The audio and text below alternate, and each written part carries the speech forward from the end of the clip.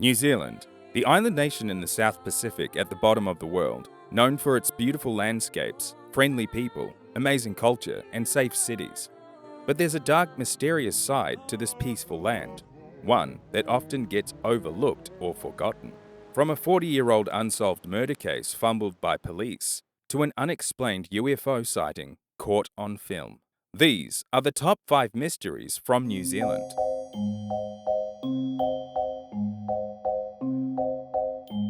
Welcome to another episode of Weird Wednesdays here on Shadow Matter, where we explore the weirder side of our world, featuring bizarre stories, unsolved mysteries, UFOs, aliens, cryptids, urban legends, and more. Today's episode is the top 5 unsolved mysteries from New Zealand. Number 5. The Unsolved Crewe Murders. In June of 1970, one of the most bizarre unsolved murders took place in the rural community of Pukekohe, New Zealand. The case gripped the public, and while a conviction was made, the police were found to have acted in misconduct and even fabricated evidence. On June the 22nd, 1970, Leonard Demler visited his daughter and son-in-law, David Harvey and Jeanette Crewe's farmhouse in Pukekohe, after being prompted by a concerned neighbour who said the couple had not answered their telephone for a number of days. When Demler entered the home, there was no sign of the Crews, but there was a screaming 18-month-old baby and an overwhelming amount of blood. The baby was the Crews' daughter, Rochelle, and had obviously been malnourished for a significant period of time. The last time the Crews had been seen was 5 days earlier on the 17th of June. Their milk and bread deliveries had not been touched since then. Fast forward to 16th of August, and the body of Jeanette Crewe was found wrapped in a duvet blanket and copper wire in the local Waikato River. A month to the day after that, her husband David Harvey Crewe was found a few kilometres upstream in the same river, tangled in weeds and weighed down with a car axle. The bodies had been shot using a .22 caliber rifle, and Jeanette had broken facial bones from being struck with a blunt instrument. Initially, Jeanette's father, Leonard Demler, was suspected. However, after investigating police officers, Detective Inspector Bruce Hutton and Detective Sergeant Lenrick Johnston set their eyes on the Crews' neighbour, Arthur Allan Thomas. This came about after police linked the car axle to Thomas's 1928 Nash 320 by matching car hubs found on the Thomas farm. Not only that, but police also found a spent .22 caliber shell at the crime scene some months later that they could match to Thomas's own .22 gun. Arthur Allan Thomas was later convicted and spent 9 years in prison before a royal inquiry found corruption from the police during the case. The spent cartridge had been planted by the police when they had seized his weapons for evidence. Arthur Allan Thomas was released with a full pardon and granted $950,000 for compensation. The police were never charged despite being found guilty of misconduct. So, who is the real murderer? Well, that's the million-dollar question. According to the Crews' background, their house had been burgled and mysteriously attacked by an unknown person several times in the months leading up to their murder. One such incident saw an act of arson in which Jeanette's clothes were set on fire in a bedroom. Apparently, the Crews had obtained the farm from Jeanette's father, who sold them his share after he was found guilty of tax evasion. This led to some trouble within the Demler family when it was found out by Jeanette's sister that she was cut from their mother's will. One eyewitness stated that between the dates of the 17th to the 22nd of June, they saw an unknown woman entering the Crews' farmhouse. To this date, the case remains unsolved. Number 4. Who killed Opo the Dolphin? Around New Zealand's coastal regions, marine mammals are a common sight, like humpback whales, fur seals, orcas, and of course, everyone's favourite aquatic gymnast, the dolphin. In the mid-1950s around the coastal region of Opononi, one particular dolphin was friendly with the locals and played in the water with up to 2,000 people a day. Locals began referring to the female bottlenose dolphin as Opononi George, or Opo for short. Super friendly with humans and a fondness for playing with children, Opo made a splash in the news and shot to national stardom in 1955.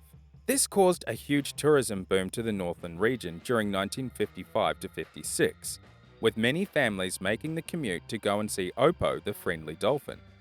Opo's antics included juggling beach balls and beer bottles on her snout. Newspaper articles and photographs attracted thousands of holidaymakers.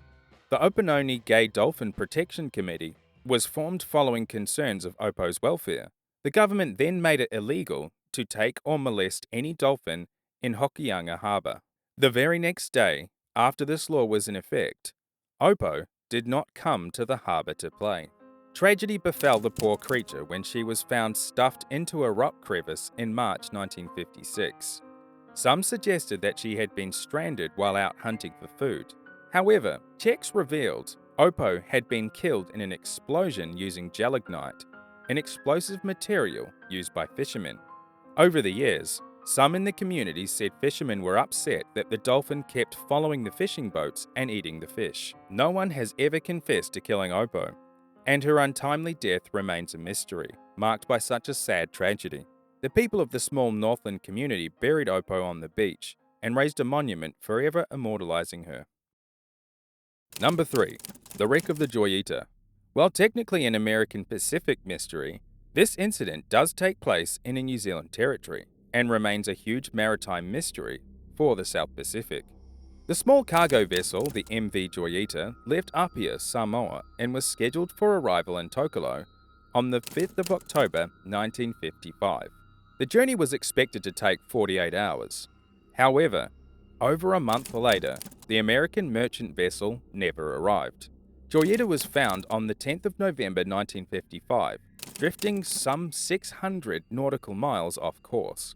All 25 of her crew and passengers were missing, as well as 4 tons of cargo. The recovery party noted that the radio was tuned to 2182 kHz, the International Marine Radio Telephone Distress Channel, although the radio's wires were impaired, leaving only the possibility of a 2-mile signal radius. The ship was listing heavily to one side, and a substantial amount of barnacle growth was found, indicating it had been listing for some time. Investigators also found signs of violence on board. Her flying bridge had been smashed away, and the deckhouse had light damage and broken windows, as well as 4 lengths of bloody bandages. The JOYITA still had plenty of fuel, and it was possible that it had been abandoned when the vessel began to take on water. However, the cork-lined hull and 80 empty oil drums on board pretty much made it unsinkable. The missing cargo may have been taken by opportunistic vessels that had come across the abandoned vessel. Others theorized that it might be pirates or possibly insurance fraud. After an inquiry, it was found that one of the engine rooms began to flood due to fractured cooling pipes and had become corroded, using the engine's raw water circuit to leak water into the engine room. It's possible, once the water rose above the lower decks, the crew would not have been able to determine the source of the leak. The clocks were stopped at 10:25, indicating whatever happened did so at night, and about 50 miles or 80 kilometers from Tokolo. The leak had probably started after 9 p.m. on the second night of the voyage, with 9 hours of darkness ahead. However, after an extensive search, the inquiry could not explain where the crew and passengers had gone. Life rafts and dinghies were all missing. However, due to the vessel's buoyancy and plenty of fuel, it remains a mystery why they decided to abandon ship so close to their destination. It was deemed that the ship could have made it safely to its destination. JOYITA was eventually fixed and used as a cargo vessel again after it was repaired. However, it did ground itself on a reef some years later. The missing crew and passengers have never been found, and its mystery has been dubbed the Mary Celeste of the South Pacific. Number 2. The Kaikoura Lights. Among the hundreds of UFO sightings in New Zealand, only one was ever fully investigated by the Royal New Zealand Air Force and the United States CIA. On December the 21st, 1978, a Safe Air cargo flight was heading south from Wellington to Christchurch on a newspaper delivery run, when the crew and passengers witnessed a strange light following the aircraft. On board the small plane that night was David Crockett, a freelance cameraman. Crockett grabbed his camera and began to film the light. Extremely bright. much brighter than any of the other stars in the sky. Now it's just dimmed, it's gone. It's like a transparent sort of sphere on top, so it appears to be, well, like a flying saucer. The light tracked along the Argosy plain for several minutes before disappearing and then reappearing elsewhere. The UFO was said to be very large and had 5 white flashing lights that were visible on the craft. Not long after the incident, on the 30th of December 1978, a television crew from Australia recorded B-roll footage for a network show of interviews about the sightings. For many minutes at a time, on the flight to Christchurch, unidentified lights were observed by 5 people on the flight deck. They were also tracked by Wellington air traffic controllers and filmed in colour by the television crew. I really don't know what's going on. Over the years, sporadic sightings of the lights have been recorded, although none as definitive as the 2 films earlier. After the sightings, the Royal New Zealand Air Force, the police, and the Carter Observatory in Wellington cooperated in an investigation, the results of which were lodged into the National Archives in Wellington. The New Zealand Ministry of Defence attributed the sightings to lights from squid boats reflected off clouds, unburnt meteors, or lights from the planet Venus, or trains and cars. You name it, they can come up with all sorts of reasons what it was, but they haven't explained why I can suddenly see Jupiter and Venus and the harbour lights and squid boats doing 140 knots on my radar. Even the United States CIA took an interest and sent a P-3 Orion Lockheed to investigate the lights. A declassified document from the CIA and one from the Royal New Zealand Air Force were later released under the Official Information Act, which concluded that these sightings were unlike any other reported by civilians due to the large amount of documented footage. Various theories have been made about the UFOs, ranging from lights of nearby planets to trains and cars.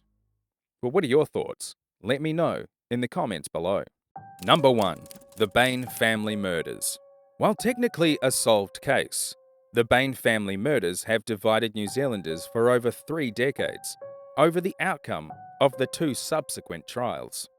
In June of 1994, 22-year-old David Cullen Bain of Dunedin, New Zealand, made a call to emergency services in which he stated, "They're all dead, and told police to hurry.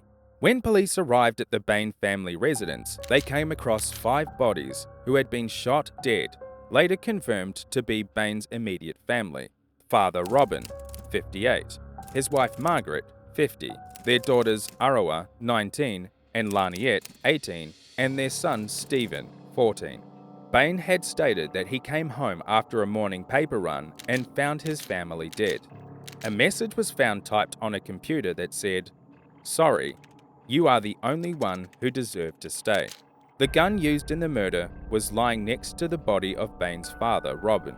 The youngest family member, Stephen, had obvious signs of struggle and was thought to have put up a fight with his killer.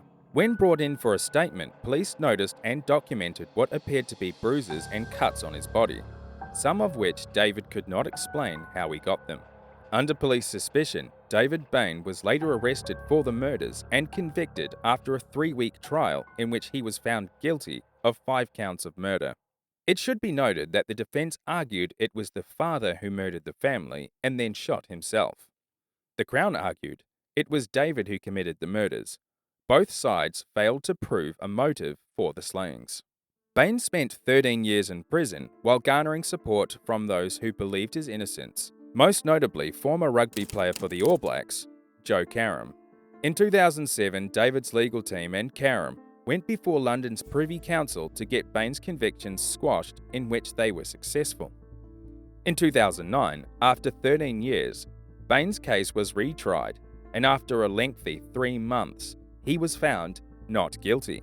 The defense argued that Robin Bain committed the murders to hide evidence of a relationship with his teenage daughter. However, many doubts have always surfaced about who actually committed the murders.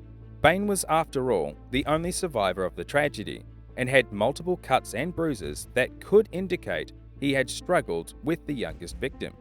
Bloody footprints were found by police using luminol that could have been used to clearly indicate who the killer was, although evidence of this was lost when the Bain house was burnt down 2 weeks after the murders by external family members. A broken pair of spectacles were found in David's room, and a missing spectacle lens was found in Stephen's room. Police also noticed that Bain was wearing blood-stained socks when they arrived. This could have indicated he walked about the house and accidentally stood in blood without realizing what had taken place. Or it could indicate that he was in fact the killer and walked room to room, murdering his family while donning the socks. The murder weapon used was also stored in David's room in his wardrobe, with thousands of rounds of ammo. There are many more facts about this case, and while it may be controversial, it is also not without warrant to some that this case remains a mystery, and that is, who did it? Robin Bain or David Bain? This has been another episode of Weird Wednesdays here on Shadow Matter, the top 5 mysteries from New Zealand. Let me know what your thoughts are in the comments below, and if you have any ideas for Weird Wednesday episode in the future, then feel free to tell me. And if you like this video, don't forget to give it a thumbs up, and subscribe if you want to see more content like this, and click that notifications bell to keep up to date with the latest videos. And together, we can explore the strange, the terrifying, the unknown, the Shadow Matter.